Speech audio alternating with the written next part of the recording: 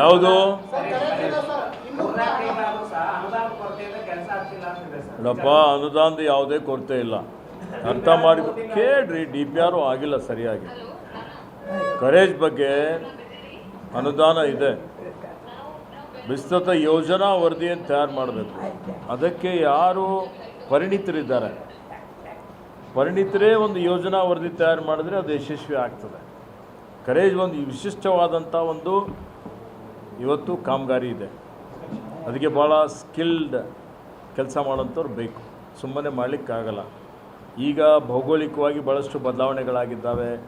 Courage ಎಲ್ಲಿ ನಮ್ಮ ಸುರಂಗಗಳು ಹೋಗ್ತವೆ ಅಲ್ಲ, ದಾರಿ ಇದ್ದ ಕಡೆ ಮೇಲೆ ಮನೆಗಳಾಗಿದೆ, ಬೇರೆ ಬೇರೆ ವಿಷಯಗಳು ಬರ್ತವೆ. ಯಾವ ಮನೆಯೂ ನಾವು ಕೆಡವಲಿಕ್ಕೆ ನೆಲಸ ಮಾಡಲಿಕ್ಕೆ ಆಗೋದಿಲ್ಲ ಇವತ್ತು, ಯಾರಾದ್ರಲ್ಲಿ ವಾಸ್ತವ್ಯ ಮಾಡ್ತಾ ಇದ್ದಂಥ ಪರಿಸ್ಥಿತಿಯಲ್ಲಿ.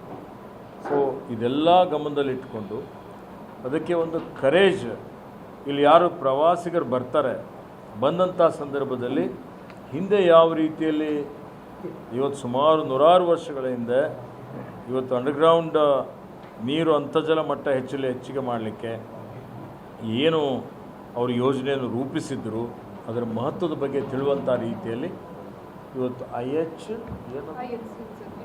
IHCN Indian heritage conservation network, Indian heritage conservation network ಅಂತ ಒಂದು ಸಂಸ್ಥೆ ಇದೆ.